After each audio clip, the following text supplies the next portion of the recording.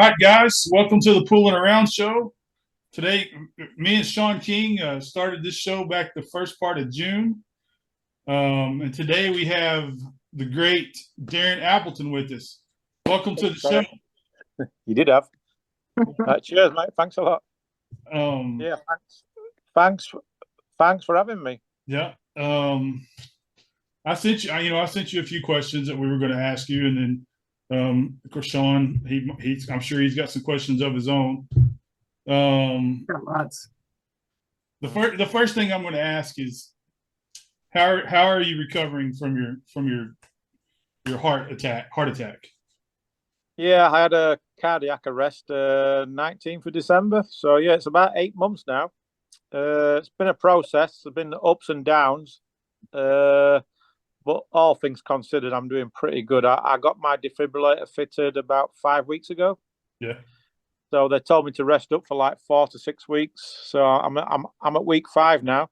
But I've just started playing pool again. So I'm sort of on the road to recovery. That's good. They told me to wait about 4 to 6 weeks before I eat any balls because they didn't want me lifting my left arm up above my shoulder. Because like the devices is like basically there, and I've got wires going to my heart. So yeah, that's going to be permanent for the rest of my life. It's like a backup really. So obviously, if anything goes wrong, it's gonna keep me alive. So it's better to have it than not have it. Exactly. But I mean, in general, I'm doing pretty good. Obviously, I'm on a lot of medications. So that causes like pins and needles and numbness, but I'm hoping eventually they can find the right combination of medications so that can disappear and just get on with a normal life really. So like now it's the first time I've really started thinking about the future, and I can start planning things again. Do they have you change your diet or anything like that just to, I guess, to get you?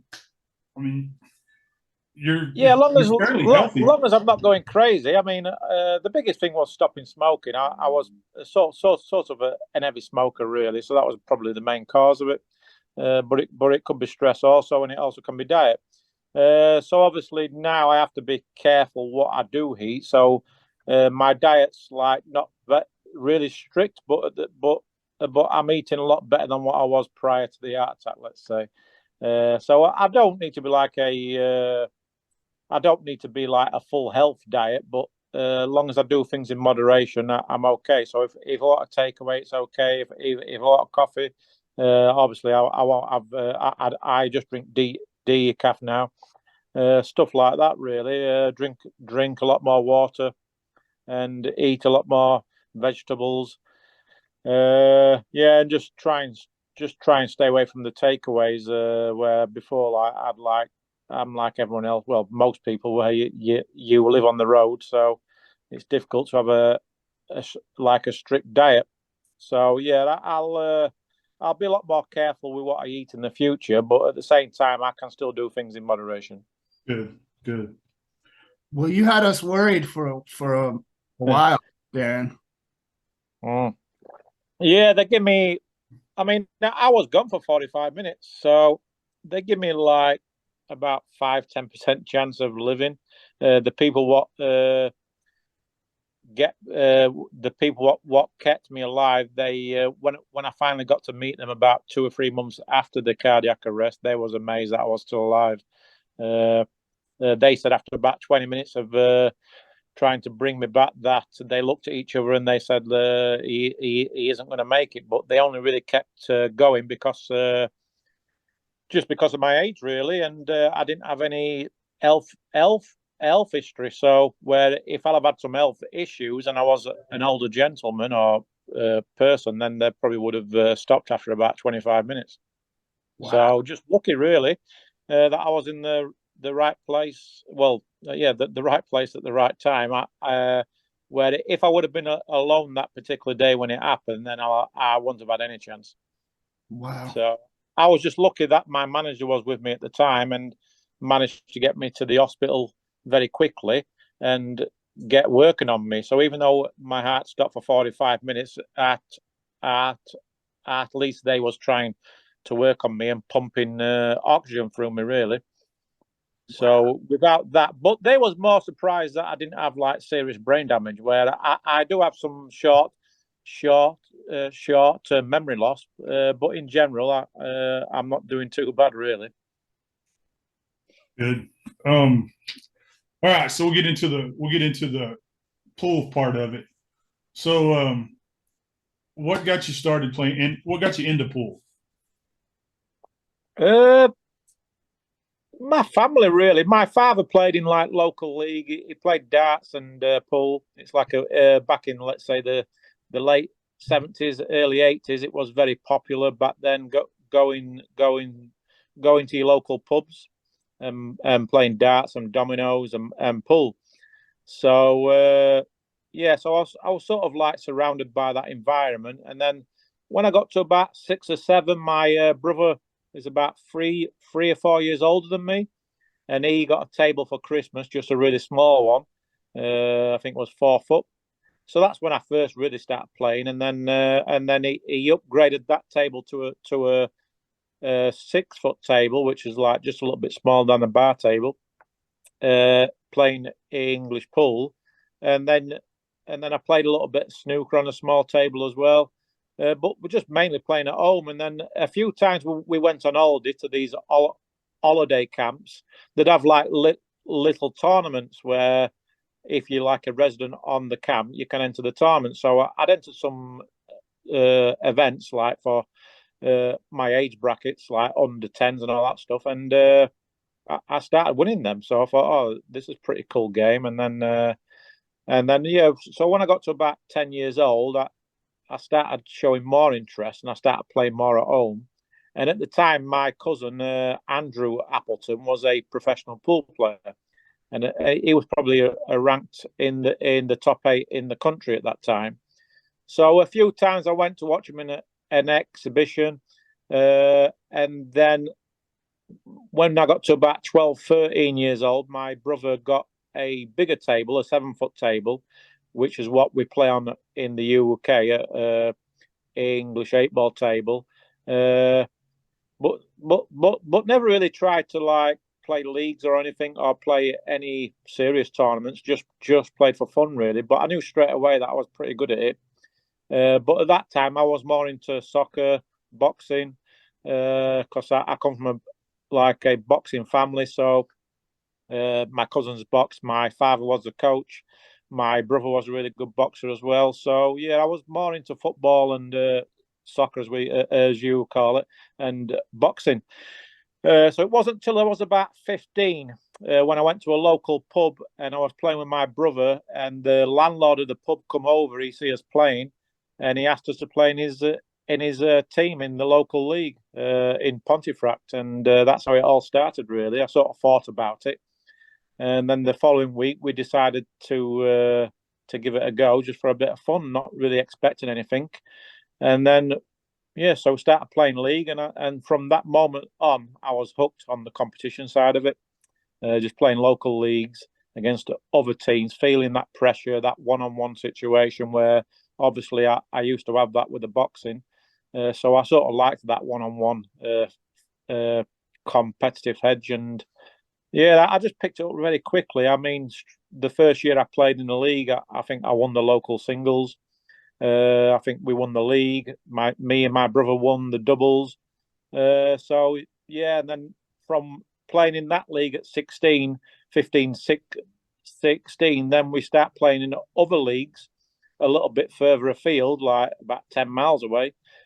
And then people start spotting us, and then they tell us to start playing in these local tournaments, and that's how it all led. Really, start playing local tournaments. Then we started playing, and then people ask you to play in your regional team, which is like over here we call it county. So I started playing county, and then I started playing in some tournaments where the good players were. So within 12 months, I was competing against the professionals. Really, so it was just all happened very quickly.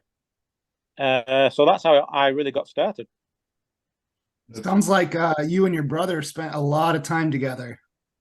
Oh yeah, we was glued at the hip. I mean, and when I was 16, 17, he was 3 years older than me, so he was the driver as well. So that helped. and he was actually a better player than me.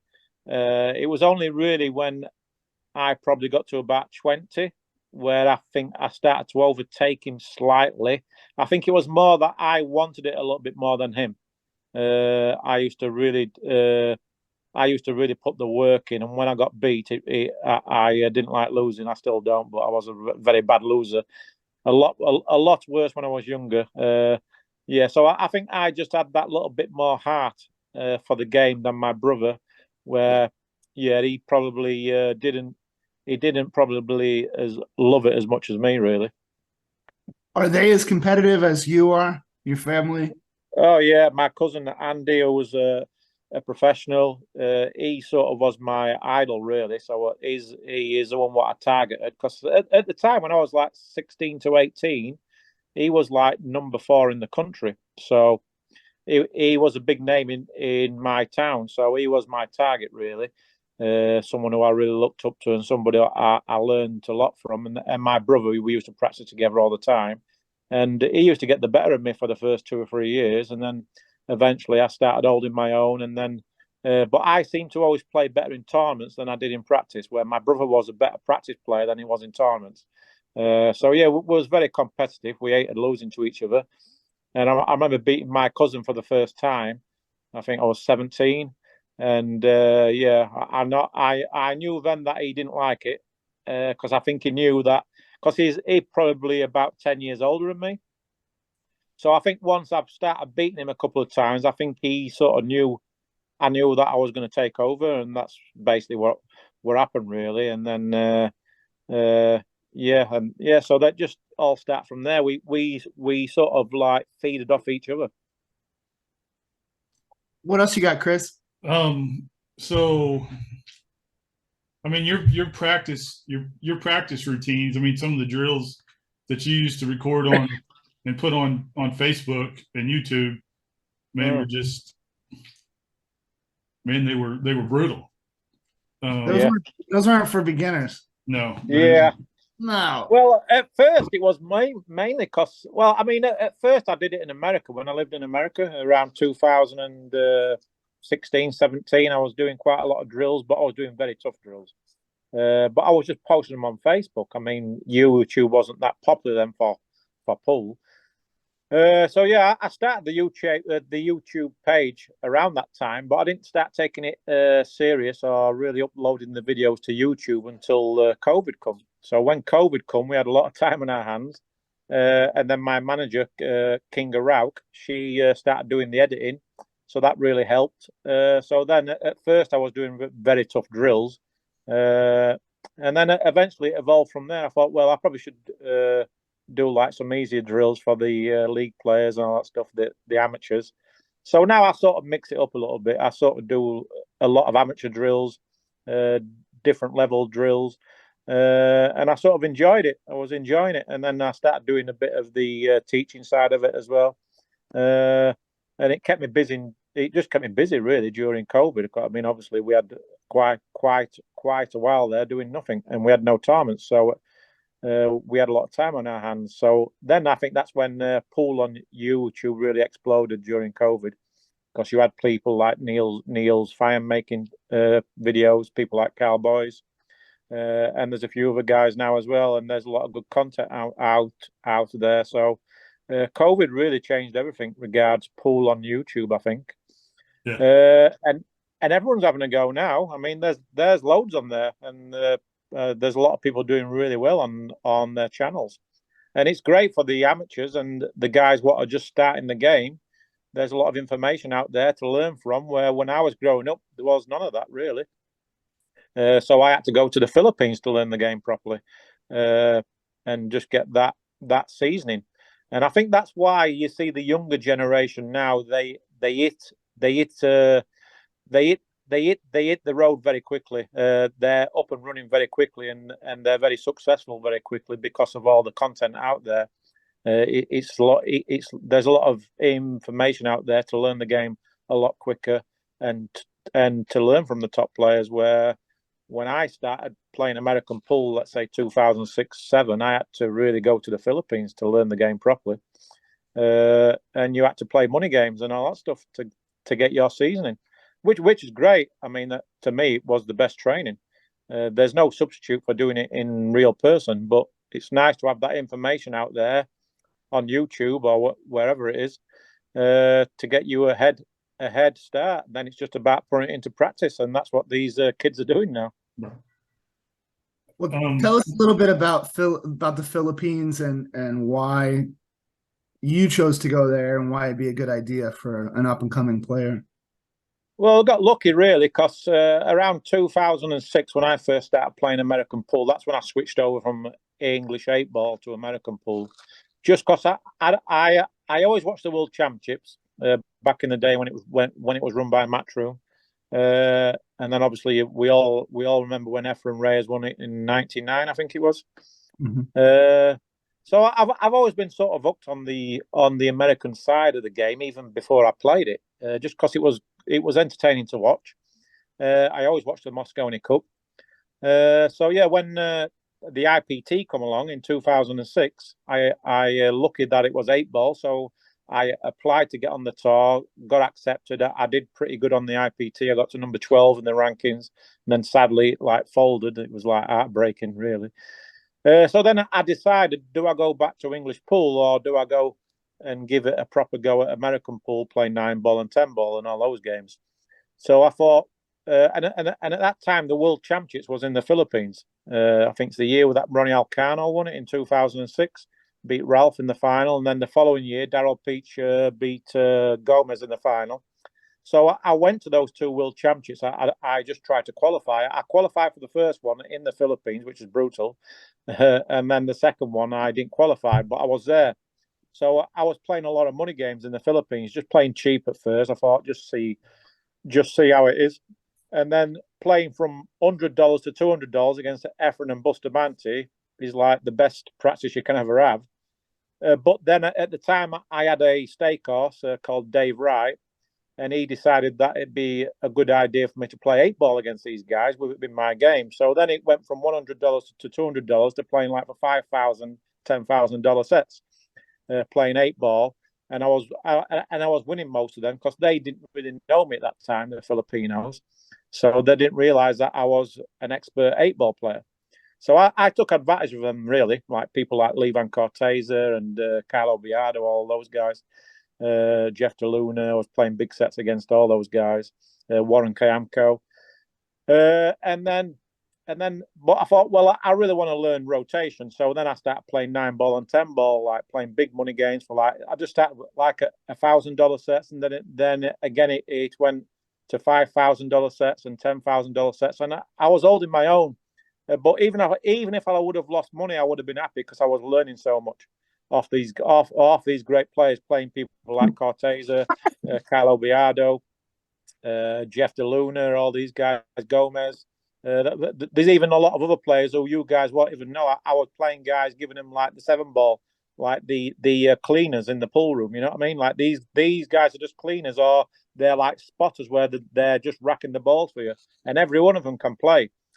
So there's money matches everywhere, and it was like a paradise, really. You're playing money matches virtually every night, and every table there's like great players on every table. You'd have Efren on one table, Bustamante on the other table, and you'd have like the Japanese playing against these guys, Ko Pin-yi and all these guys, Chang, and then the other table you'll have some of the guys from Europe playing against the Filipinos. So it was the Mecca of pool for like 2 or 3 years there, where we had the World Championships, and then we had the Filipino Open also. We had the World Pool Masters around that time as well, and we had the World Cup of Pool there when Efren and Bustamante won it. So for about 3 or 4 years there, pool in the Philippines was just paradise. And I mean, for you guys who haven't been to the Philippines, you probably think there's about 20 Filipinos, like you're probably 20 Filipinos what you can name. But trust me, there's about 60 or 70 of them out there who just don't get to travel. They just can't travel. It's so hard to get a visa to travel to America, for example. But there's loads of them. There's loads of them, and they're getting stronger and stronger. And yeah, so that was my education, really. And I think that's why I started winning very quickly, because in 2008, That's the first year where I decided to give American pool full time and play it for a living. And that particular year, I won the World 10 Ball Championships in the Philippines, the first ever World 10 Ball Championships, and that was like that opened the doors for me because it was $100,000 to the winner. I beat Wu Cha Ching in the final, which was an amazing scalp because at that time he was probably the best player in the world because he had just won the World 9 Ball a couple of years before that and the World 8 Ball. He was 18 at the time or something. Yeah. So yeah, once I won that World 10 Ball, that's when my career really kicked off. But I wouldn't have won that World 10 Ball without spending those couple of years in the Philippines. So that 2 years and so that there's about a 2 year period there where I was in the Philippines. I probably spent about 50% of my time in the Philippines for that 2 years. So Wow. I was basically a resident there for 2 years, and without that education, there's no way in this world I would have won as many tournaments as what I've won, but do it so quickly. I just hit the ground running very quickly, and that's all because I spent all that time in the Philippines. Was that your first world championship, that 10 ball? Yeah, at the English 8 Ball, World Championships, I got to the final twice, lost in the final twice, lost in the semi-finals, quarter-finals, but I never won the World Championship. I won everything else, but I just never got over that hurdle of winning the World Championship. But the prize money was like maybe $10,000 to the winner, so it was terrible, really, when I look back now. But it was our World Championship. But when I switched over to American pool and won the World 10 Ball, it was like winning the lottery, really, because it was $100,000 to the winner. And I don't think there's been a bigger prize fund since 100,000, except for the Chinese 8 Ball. So yeah, I was just very lucky. It took a lot of pressure off me financially. Was able to at that time. I just could focus on playing pool and not have to work for a living. So yeah, that's how my career really kicked off, and then it takes the pressure off because you've got that monkey off your back. You finally world champion, and yeah, the floodgates open from there. Really, so after that, the next 5 or 6 years, I never even think about money, to be honest. I just wanted to play and win the titles. So, what's a bigger win, the World 10 Ball or the Mosconi Cup? The World 10 Ball. The Mosconi Cup's different. It's the biggest event to play in, and it's the most prestigious, let's say, or let's say the most exposure you will ever get as a pool player. And it's the most fun event to be involved in. It's the most nerves you'll ever feel and all that stuff. But obviously, if someone says to me, would you rather win the Mosconi or play in the Mosconi or win the US Open or the World Championship, then I'd pick the US Open or the World Championship just because it's what you thrive to do as a kid. I mean, if you've got any aspirations in pool, you want to be US Open champion if you live in America, especially, or you want to be world champion. That's everyone's goal, isn't it, really? Where obviously team events are great and the Mosconi Cup's off the scale, you know what I mean?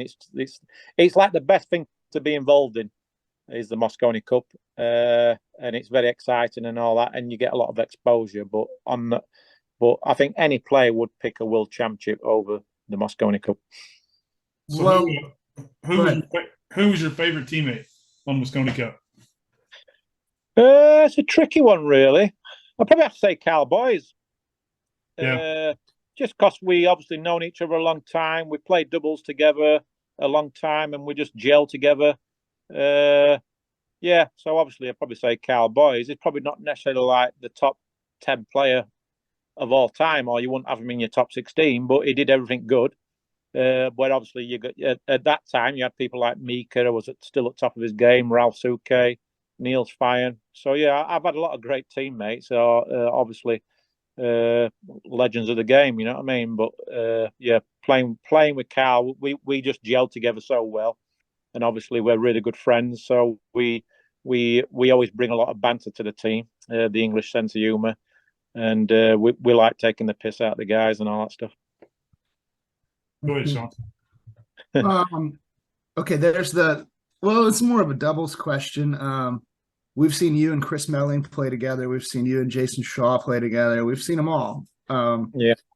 Which one takes the most pressure off of you? Like, where you just feel like if Chris Melling was my partner, I feel like he wouldn't matter where I left him. I just leave him on the rail 9 feet away, and it's fine. Like, what's your opinion on that for your partner? Yeah, it's a tricky one, really, because doubles is all about gelling. You've got to gel together. You got to trust each other, and you've got to like one of you's got to pull your ego aside, right? Because one of you's got to lead, really. Like, unless, yeah, I mean, it's even Efren and Bustamante. Efren leads, right? Even though Bustamante knows everything about the game, Efren still has the final word if it's needed. It's like Ralph and Torsten. If there's a final word, Ralph takes the final say. It's like Niels and Nick Vandenberg. Niels is probably just about to take the final say. Yeah, all the great doubles partners, you always need that one guy to just say, look, I think this is the right shot. So as good as what Chris Mellon is and Jason Shaw is that they both have big egos. So them playing together just doesn't work at all. I mean, you've seen it a few times. I mean, it's just a walking disaster, really. Just because of their personalities, it just doesn't work. You know what I mean? It just doesn't work. Where the few times I have played with Chris, it's like we haven't really performed, I'd say. And I think we could do. It's just that, I think just different styles of play and just different opinions. And some guys, they need to think that even if it's not the right shot, they want to play that big shot, like you say, like wherever you leave Chris, it don't really matter. He's probably going to make it, but it's like with me, I'm more of a control player, and I'm more of a percentage player. So sometimes when you're telling Chris or Jason to play a safer shot or a more percentage shot, sometimes it gets overlooked, and then obviously if it comes off, great. But if it doesn't come off, then you're open to some like disagreements, and then obviously it can cause some arguments, and that has happened a few times. But less so we let's say them guys play with me, but more so between themselves. So it's a tricky one. I mean, you can have all the shots in the book and be the greatest shot maker in the world, but when you're playing doubles, you have to play for your partner, and you've got to be on the same wavelength. And someone's got to take the lead to make it a really great team. So it's like now, if I was playing in the Mosconi Cup now, and I was playing with someone like Joshua Filler, I'd just let him do his thing, and I'd just back him up. Maybe I'd like advise him, saying, "Look, maybe you want to do this," but I'd probably just play for him. You know what I mean? I'd probably just play to him and just do as I'm told, really, even though I probably know a little bit more about the game regards knowledge of the game. But because he's obviously probably the best player in the world, you just let them get on with it. You know what I mean? I think you've got to let your ego go, and you've got to let someone make the decision. And especially with a shot clock, where playing with Carl, he always let me take the lead. But 9 times out of 10, I'll just say to him, look, if there's any really tough long shots, I'll just let you shoot them. Unless I know you're not playing well or you're not feeling good, then I'll take the shot on. And if there's any safety shots, I play the safety shots or like the kick shots, because that was my strength. So so with me and Carl just knew that we just knew before we went to the table who was going to play the shot. But at the same time, we like chatting about it just because it just gets rid of a lot of nervous tension. I think if you can talk about what you want to play, even though you know what he's going to play, but sometimes some players just need that reassurance, and Carl was one of those, really.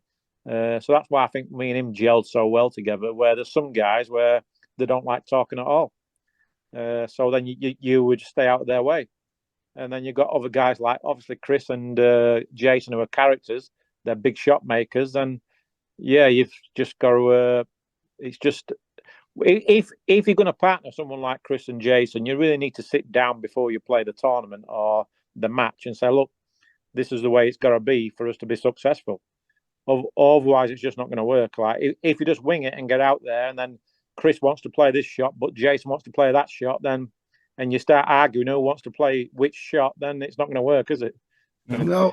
Oh, a question on the doubles. I didn't know that you got to choose who gets to take the first shot or the break, for example? Do you get to choose, or do you stay in order? Yeah, at the start of the rack, you can. I'm not too sure about regards the break, whether you got to alternate the break. I can't remember that one. Yeah, in the past, you had to alternate the break. So if I broke, and then obviously, if we won that rack and it was winner break, then Carl would have to break the next rack. But regards coming to the table for a fresh rack after your opponent breaks, then anyone can shoot first. So yeah, I could go to the table all the time first after my opponent's break. But obviously, if I was to break, then obviously my partner's got to play the next shot. Right. But besides the break shot, after the break, after your opponent's break, anyone can go first. Yeah. And then what if you push? Are you shooting it, or is your partner Yeah, shooting it if they don't? Whoever pushes out is going to play the shot. So yeah, Okay. we especially me, myself, and Carl, or any doubles I played in the Moscone, we'd be very cautious of that, and we'd play to each other's strengths. So yeah, I mean, so yeah, if I played with someone like when I first got in the Moscone Cup and I played with someone like Ralph, obviously because he's been around a long time, I'd just let him take the lead. I'd let him make the decisions really. But as I got more established, then obviously I sort of took his role. You know what I mean, over the other guys. So yeah, you have to use your experience really, and obviously you've got to identify who is the stronger player in certain areas of the game. Where I always knew that Carl Boys was a better potter than me, like a better shooter than me, but I did probably everything else in the game better than him, regards safety and cue ball control, kicking, all that stuff. So we just play to each other's strengths, and we admitted that, and that's what makes a good doubles team. So the good thing with someone like Carl is that he was great under pressure, and he made the ball. You know what I mean? He made the ball. He was very good at consistently making the ball, whether it's a tough shot or easy shot. He was just great at making the ball. So I didn't have to worry about him at all, really. And that's what makes a good doubles team. You have to look at each other's strengths and weaknesses, and you go from there. Where my weakness was the break, really, compared to Carl's. So obviously, whenever that opportunity arises, I'm give him the break. And if it's a long shot, then I'd rather him shoot it than me. So what do you shoot with now? I mean, are you sponsored by Tiger now? Yeah, I'm sponsored by Tiger. Started beginning of this year. So Tiger, yes, I'm playing with the HD2 with a Fortis shaft. You can check them out on my own website, dynamitebilliards.com or Tiger Products. And yeah, it's. I mean, obviously, I'm sponsored by them, so I'm a little bit biased. But the reason why I'm playing with Tiger is because of the shaft. I started. I was secretly. I was secretly practicing with the shaft last year when I shouldn't have done because I was a Predator player. But whenever I had time, I was practicing with the Fortis shaft just because I fell in love with it straight away. So I had the deal set up with Tiger about 3 months prior to my contract finishing with Predator. But I wanted to honour my contract with Predator and finish the contract. But I needed a new challenge. That's all. And as soon as I picked up the shaft, I just fell in love with it. It's the only carbon fiber shaft where I feel as though I'm still playing with wood, or it feels like it hits like wood. So that was the big kicker, really. All right. So, my next question: What would you be doing if you weren't playing pool? That's a tough one. I think I would have been involved in some sort of sport. I was sports mad when I was a kid. So my education, I just didn't like school, so I don't have any education. So I think I would have, like, everyone at school thought I would have made it as a soccer player.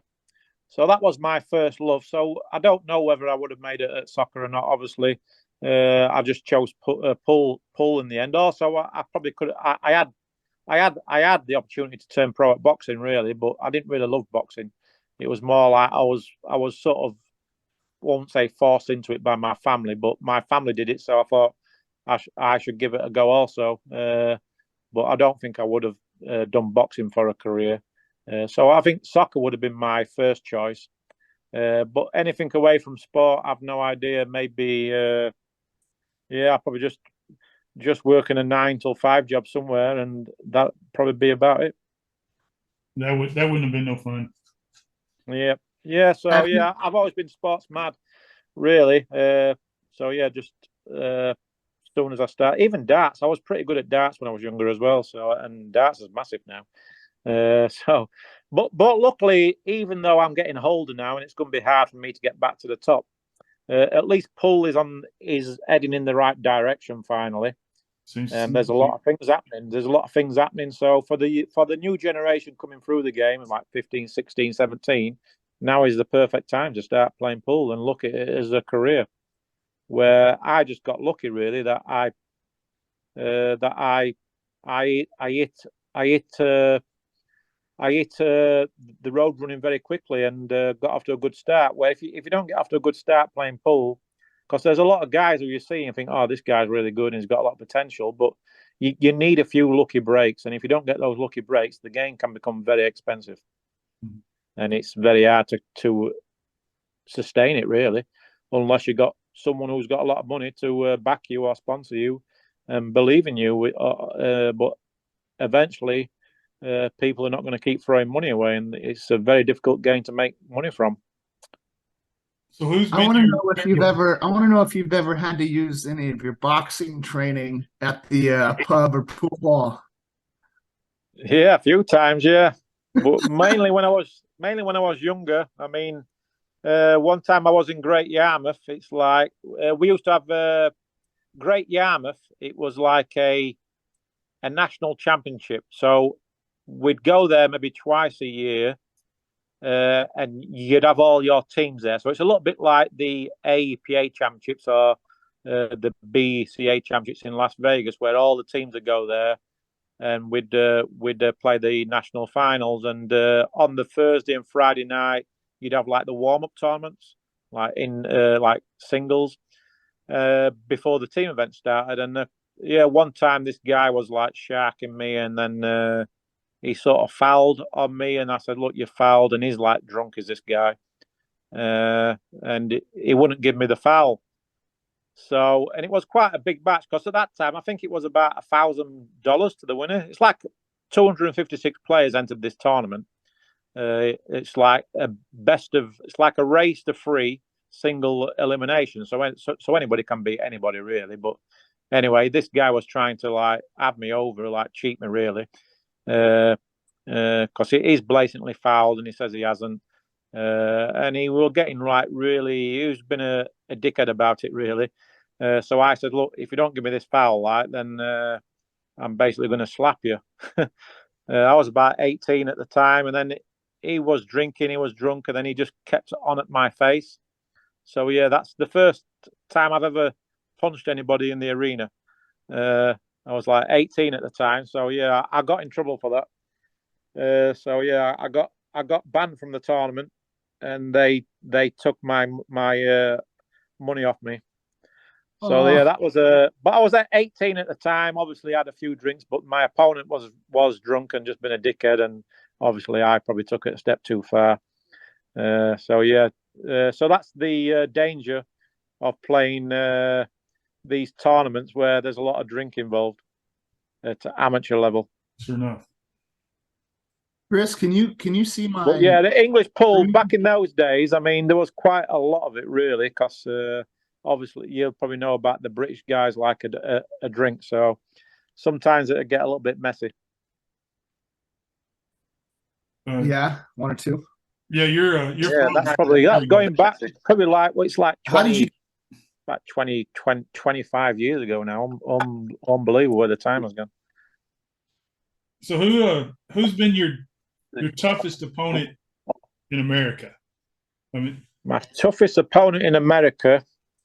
I mean, obviously, I'm going to say Shane, but it's a bit of a tricky one, really, because luckily I've got such a great record against him, like head to head. I don't know what's going on with my computer. Can you hear me? I can hear you. Yeah, I don't know what it is, but I had such a great record against him. I don't know. Yeah, I mean, I think head to head, I've probably beat him like 70% of the time we played each other. So I can't think of anybody else what would have a winning record against Shane Van Bonin when you played him as much as what I played him. I mean, we probably played each other about 50, 60 times, you know what I mean? So just one of them players what brought the best out of me. So yeah, I mean, obviously Shane would be the toughest opponent, but luckily I had a great record against him. So it's a tricky one, really. I mean, so yeah, in America, toughest opponent. I mean, it's hard to ever look past Shane, really. I mean, you want to avoid him in the draw if you can. But I mean, I've played people like Johnny when he was still unbelievable player. Yeah, I mean that it's hard to look past those two, really. I'd say. I mean, it's like when we played the Mosconi Cup and the early years from 2009 to 2012. Like we always feared Johnny more than anyone else in the team, because up to that time Johnny was still a great player. Right. Just the way he played the game, yeah, everything was great. You know what I mean? He didn't have any weakness really, and he always played great in the Mosconi Cup. So he was very tough, Johnny. He was like a machine. You know what I mean? Johnny. He didn't matter who he played. He just repeated all the time. Where yeah, for some reason, shame for me. I just really enjoyed playing him. Maybe I felt a bit less pressure. Looked at it as a nice challenge because he's the benchmark. You know what I mean? So you have to bring your best game. So I enjoyed playing people like Johnny and Shane and Earl Strickland, all those guys really, because it brings the best out of you. But so yeah, I mean, obviously Shane's probably probably going to go down as the greatest American player of all time, and obviously one of the best players ever. So give me one good road story, and then I'll let you go. Well, probably I did get stuck in Miami one time. Is it Hollywood Billiards they call it out there? Yeah. I played a guy out there, and yeah, I had to be escorted out of the pool room. That was quite a dangerous place to play a money game. I won the match against a guy giving him like big handicap, and I shouldn't have won. Yeah, and they wanted to kill me really, so it was hard to get out of the room. But the other one was probably when I was in Qatar. I was in Qatar for the World Championships, probably be about 10 years ago now. And I just got beat, so I changed my flight. I was sharing a room with Chris Melling. So yeah, what happened is that Chris is well known for farting. I don't know. Is it okay to swear on this podcast? Yeah. So Chris is well known for like farting. He's got like he's like crazy. Obviously, he don't have the best diet, so when he farts, it absolutely stinks. So anyway, he decided to.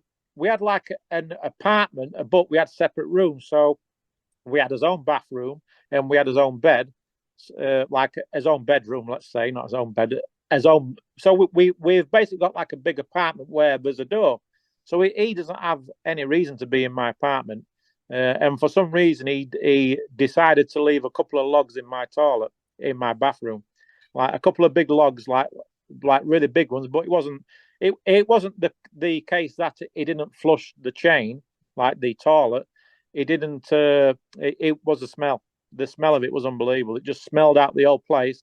I just got beat. I was absolutely sick because it was the World Championships. I think I got beat last 32, and it was a close match. So I was like fuming. So I'd changed my flight to go home that same night. So I'm rushing back to get to the apartment to pack and to get to the airport. So when I get to the apartment, the room just stinks. So I'm like fuming. So I'm thinking, how can I get him back? And Chris has gone. He's gone out to the mall or something. But I know that he's playing later that night. He's playing his match later that night. So I've gone into his room because there's a door to go in his room. So I'm thinking, what can I do? Because I'm like fuming. So I managed to find his shoe. I don't know if you've heard the story, but I found his shoe. So I've got like this spoon, and I've started shoveling the shit from the toilet and put it inside his shoe at the bottom. So I like stuck it in the bottom of his shoes, and then I put some toothpaste in the bottom of the shoes to get rid of the smell.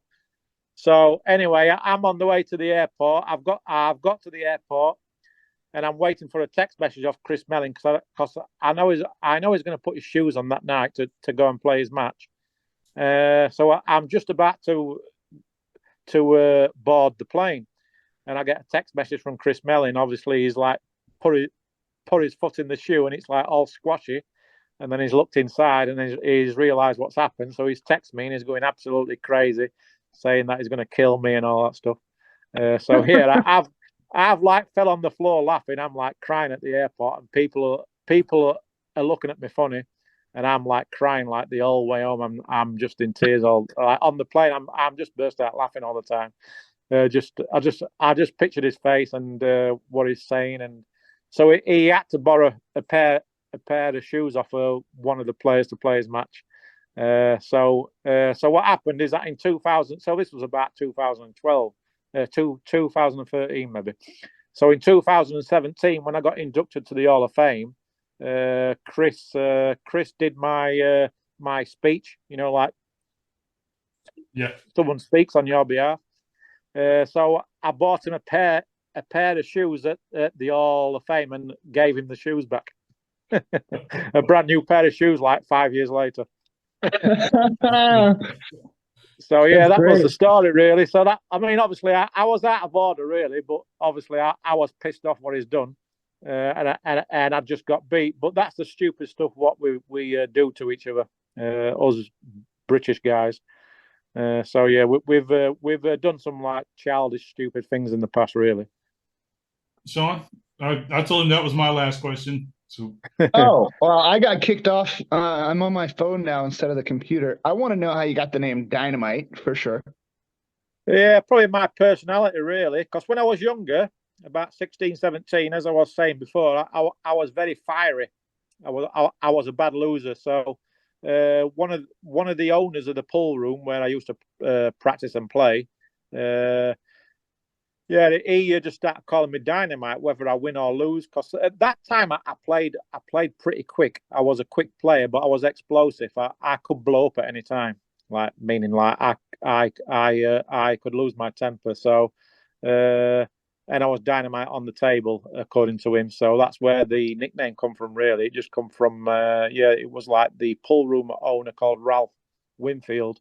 He's like an old friend of mine, and he owned the pool room, so that's where the nickname come from, just because of my explosive personality, I guess, at that particular time. It's probably not changed too much, but I'm a lot more calmer than what I used to be, and obviously on the table.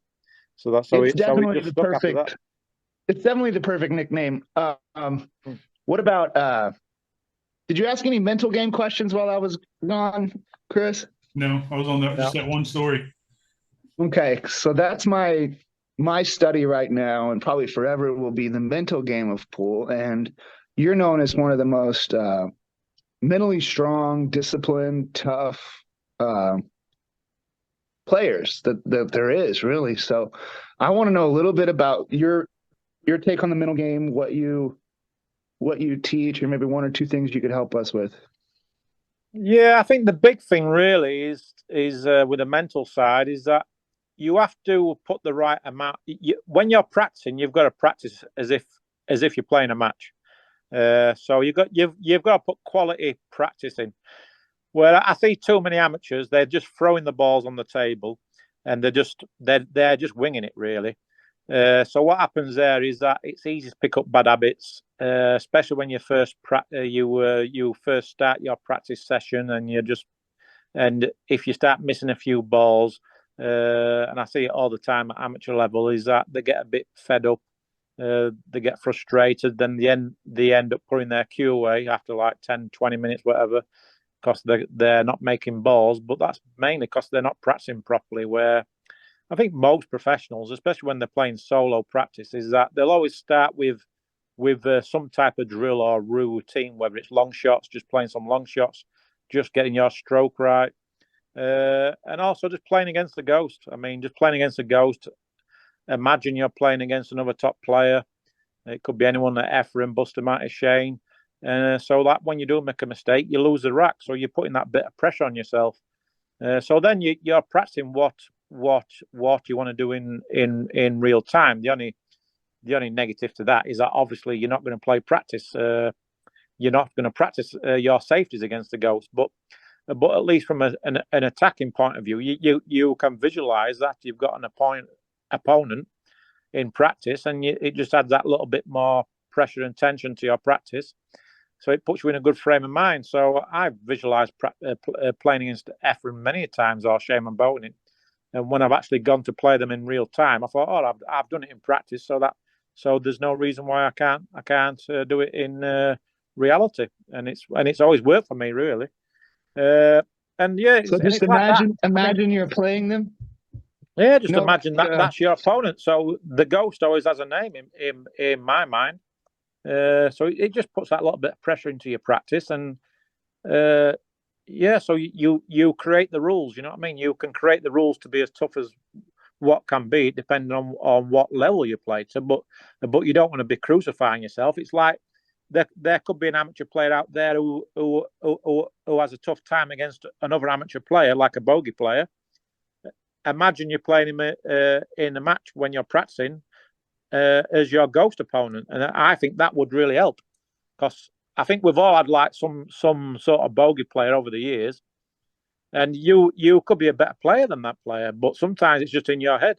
So if you can practice what you're going to do in real time, then it's definitely going to help. Because the good thing with practice is that it doesn't really matter whether you win or lose, but mentally putting yourself in the right frame of mind will definitely help you going into the real situation.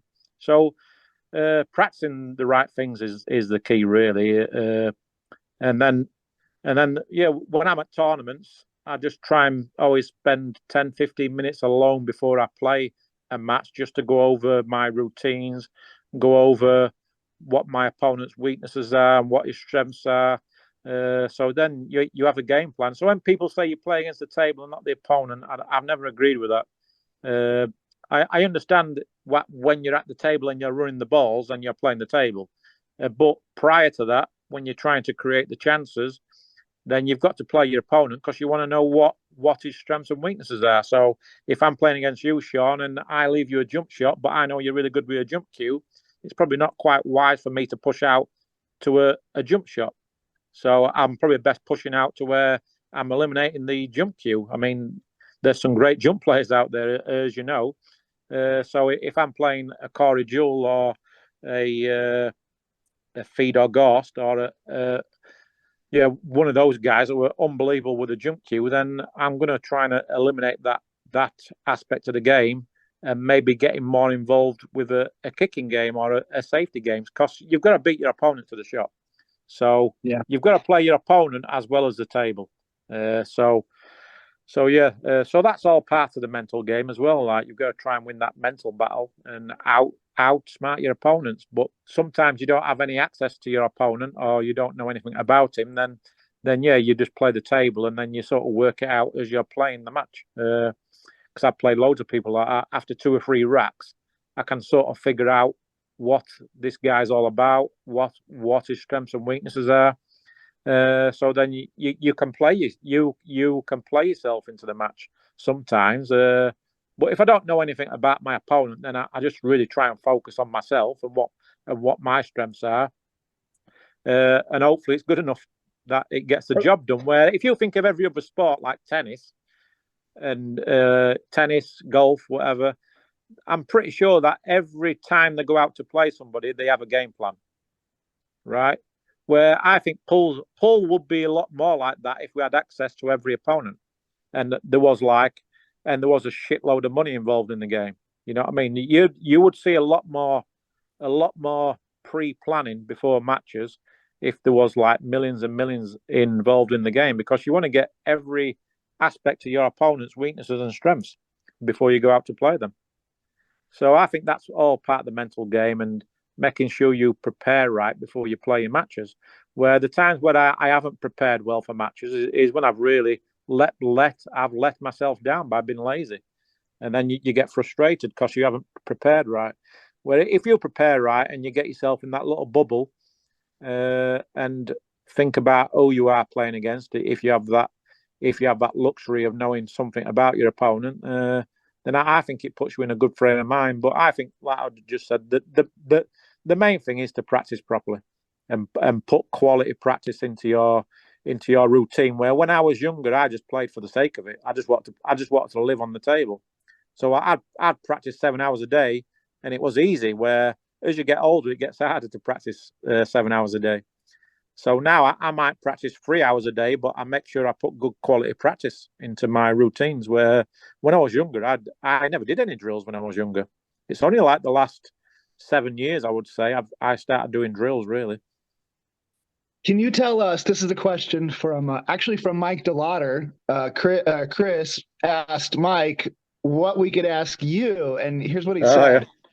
First of all, he had some compliments for you. He said that you're all heart, and that's probably why you're still alive. And there's nobody with more heart than you and fight, so that's a nice compliment. But he wanted to know what goes through your mind before you pull the trigger. What goes through my mind before I pull the trigger? Just don't miss, really. I mean, I don't know if everyone's the same, but I get like some crazy thoughts going through my mind at times. But when I'm really focused, I don't really think anything. When I'm really in the zone and I'm focused properly, I don't have any like distractions or any mental distractions. But if I'm like fighting against my stroke, or if I'm fighting against what's happening in the game, then I just sort of just grit my teeth really and just tell myself, look, you can't miss this ball, you can't miss this ball, or just put a good stroke on it. Make sure you. I think the big thing is that what I do tell myself is just make sure you do the basics right. So that means just a nice tempo to my stroke and staying down on the shot. Just keeping my head still as good as I can and making sure that I put a decent stroke on the ball. Because 9 times out of 10, if you do those two things, then you should make the ball at least 9 times out of 10 by just doing the basics. That's keeping your head still and making sure you go through the cue ball. So just putting a good tempo. Like so, when I'm pulling the cue back, I like count to myself 1, 2, and then on the follow through 3. So it's 1, 2, 3, 1, 2, 3, and sometimes I even count it in my head as well, just to get that timing and the rhythm. On your final stroke? Yes. So yeah, just 1, the back stroke, 2, just like 1, 2, 3. 1, 2, 3. But I think if you're in the zone and you're playing really well, you don't have any like distractions, any daft thoughts. I think you're feeling more than you're thinking. Yeah, but maybe what are you feeling in your hand or your arm? What are you just trying to feel? Just the big thing for me is to make sure I keep a loose grip and stay down on the shot. And then everything else will just piece together then. Because you're not always going to be feeling good on the cue. You're not always going to feel great on the stroke. And you're not always going to see the ball as good as each other every day. You feel different. So, but there's some days where everything just comes natural and everything looks easy compared to others. But how many times do we play our A game? Maybe 1 in 10. Our A game. So your B game is the most important thing. You've got to have a good B game. If you don't have a good B game, you're done. But your B game can be as good as your A game. It's just winning that. It's just winning that mental battle, and making the right decisions at that time. So if you're flying, then you're more than happy to take more risks because you're more confident. But if you're not flying, then you're going to duck a lot more, or you're going to try and get a better cue ball control. So that you can't miss the next ball. So the game's all mental, but you've got to be smart, I think. I think when you're playing well, great, just go for it. But when you're not quite on your game, then you just got to you've got to play to your strengths. And then if that fails, then maybe just stick to your day job. but just play for fun, you know what I mean? Just play for fun. And yeah, because the hardest part of any sport or anything in life is the mental side of the game, any sport. But I think it's all about practice. If you put the right quality practice into your routine, then it's going to pay off eventually in a real situation. But if you don't practice these things, then I don't really see how you can get better. Okay, well, there's a little motivation for me. I'm still training and playing and getting better, and I'm gonna put some of that on the table. Good local player. Yeah, but it's just probably in your head, you see. So you probably know you can do even better. Yeah. But it's just Yeah. got to put practice in. You've got to put the work in, and then you've got to figure out your stroke, and then you've got to be honest with yourself. You know what I mean? There's too many people out there where they think they're better than what they are, and they don't like taking the advice. But you've got to be like a sponge at this game. You've got to be like a sponge. You've got to take it all in. And the good thing with pool is that you never stop learning. You're always learning. Every time you play, you learn something. Okay, what do you have?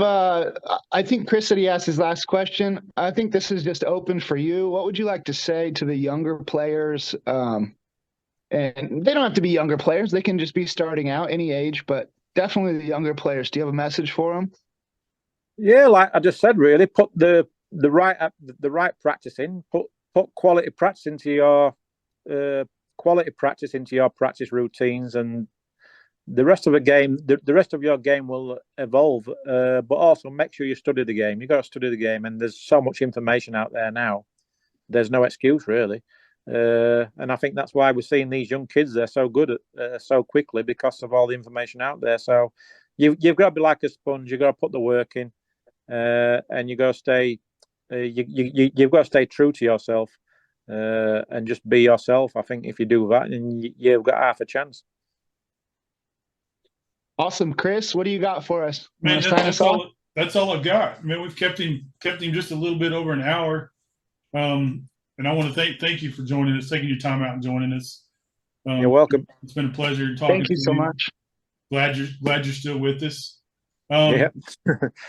Guys and gals watching this, thanks for tuning in. Remember to like, subscribe, and share, and hit the notification bell. That way you're notified every time we upload new content. And thanks again for watching the Pulling Around Show. Bye, Dynamite. Right. Cheers.